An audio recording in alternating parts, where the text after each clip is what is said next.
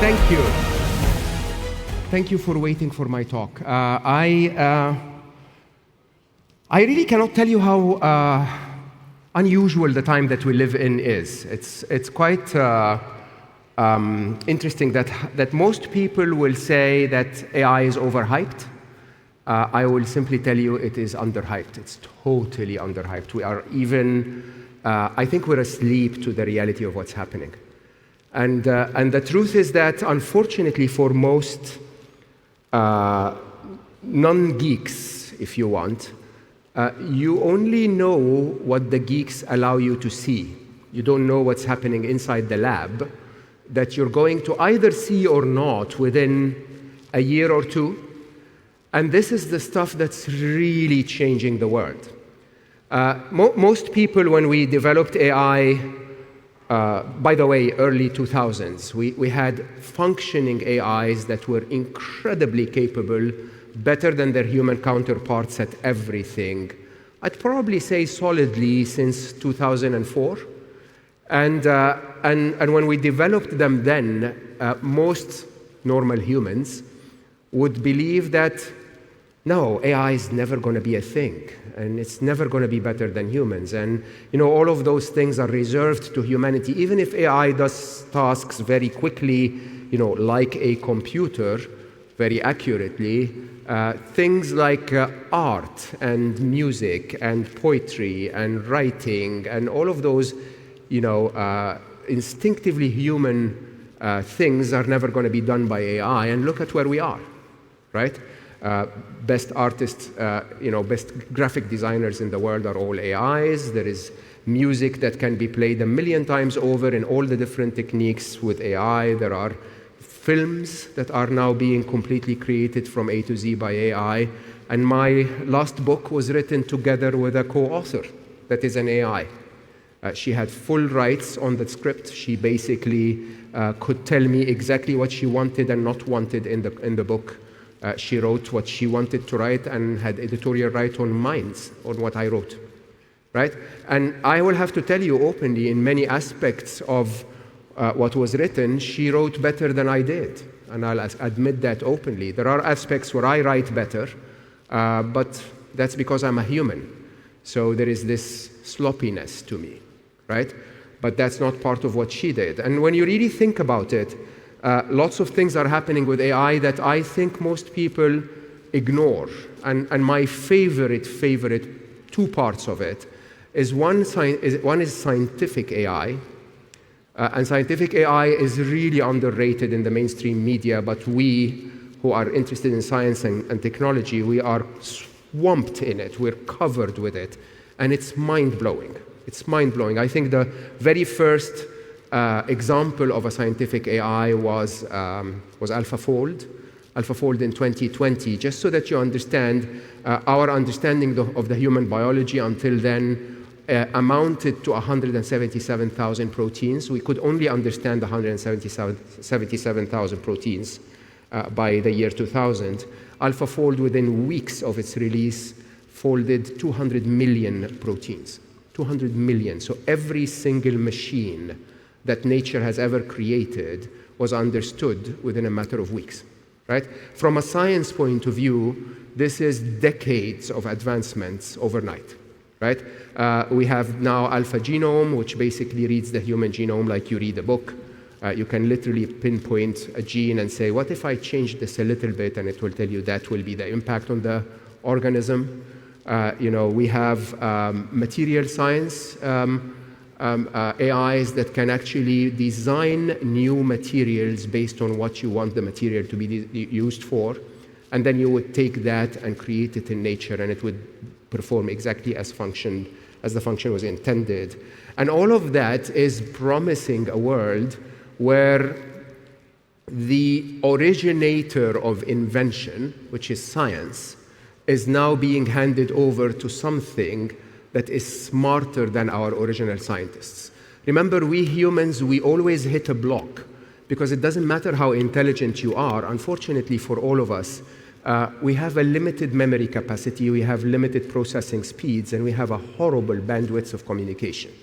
So for me to be able to explain something to you today, it will take me 20 minutes to share all of that when it takes a microsecond for two AIs to share that knowledge, right? Well, it would take me 4 hours a day for 3 to 4 years in a row to accumulate that knowledge. It would take AIs a microsecond to learn all of it, right? And so the limitations that humanity has faced, which I know for a fact from my work in my life, is that I'm very interested in mathematics and physics. I'm really good in mathematics, physics, and computer science, but I'm really not that remarkable at all in chemistry or biology. And there are problems in our world that would actually require us to use a bit of chemistry, a bit of biology, and a bit of computer science, and a bit of math, right? And for the first time in human history, or in intelligence history, let's call it, now we have intelligences that are capable of bringing all of those things together. So what I'm trying to say is that one thing that's going to change massively in the next couple of years is the amount of scientific discovery that's going to be made by non-humans, right? And most of us don't understand this, but in sustainability, this really matters to us. I'll come back to that in a minute. The other thing that is really remarkable about our AIs of today, which again is rarely ever discussed outside the geek community, and it blows my mind that people are not aware of this, is that a big chunk of developing AI today is no longer done by humans. It's now AIs teaching AIs. Whether they're teaching AIs using synthetic data, synthetic training data, or whether they're actually rewriting the code of AI using AI developers, right? So let me give you an example of that. Something that's known as alpha tensor. Basically is an AI that looks at itself. It's a team of 4 AIs working together. It looks at itself and says, a bit like the spiritual doing the work as humans. It's like I look at me and I go like, yeah, maybe I should be kinder. It basically looks at itself and it says, no, there are things about me I can improve. One of the 4 players would suggest ideas for how to improve it. The other would write code to make those improvements. The third would assess those codes as compared to the original code. And the 4th would deploy the ones that are better. And then it would do it again, right? And it would do it again within seconds. And so what is about to happen in 2026, a lot of us disagree. I dare stand in public and say 2026 is the year where we see artificial general intelligence. And that's because there is, at the cycle of development of AI at the speed of humans, it takes a few months to create a new release and 1,000 engineers to impress, okay? Those new releases are becoming micro-releases within self-developing AIs that will actually, one evening, we will go to bed and then wake up the next morning and they've discovered 1,000 years of development, right? And we don't know if that's going to happen in a month's time or in 6 months' time or in 6 years' time, but when it happens, the speed of development of intelligence in the world will shift from human speed to machine speed, and everything will change. Now, when I tell this to people, people typically get scared when I typically get very optimistic, okay? And neither of us is wrong. There is a lot to be optimistic about, and there is a lot to be worried about. And the difference between them, interestingly, is not intelligence, and it's not AI, right? So we need to agree between us that intelligence is a force with no polarity, right? That if I use intelligence for good, I can create a utopia for everyone. If I use it for evil, I can create a dystopia that destroys us all, right? Intelligence doesn't have any preference to be used for good or evil. It's us who choose how to use it. And so when we talk about sustainability, the same applies. This field, of course, there is a lot that needs to be done in our traditional industries, in our traditional designs, in our traditional lifestyles, in the way we do things that can actually make our world a lot more sustainable. But there are things that will be done at the fundamental level, right, that can either make the world a lot worse or make the world a lot better because of AI, right? And I want to start by the one that talks about making the world a lot worse, because it's a very big topic around artificial intelligence that, Reporters like to create big headlines, and so we always hear that AI is consuming all of the energy resources of the world. And that's, in an interesting way, true. So far. Because of a macho American approach to AI. Okay? So let me say that again. It has been true so far because we took an approach to artificial intelligence that was all about, I'm big, I can build big systems, I can invest $500 billion in a data center, and that data center will be better than the smaller $500,000 data center. That approach, interestingly, most people don't realize that, again, the geek community knows that very well, has been nullified over and over and over by the Chinese competition. So the Chinese approach to AI is really unusual. Huh? They're not trying to compete at all. They're trying to nullify the competition. You have to understand that.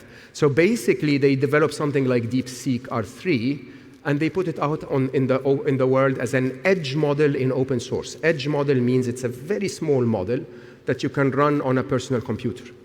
Okay? And so very quickly, they are redeveloping the chips. They're redeveloping, so many things that basically make it so that, yes, today, to run a ChatGPT the American way is very expensive to the world's resources.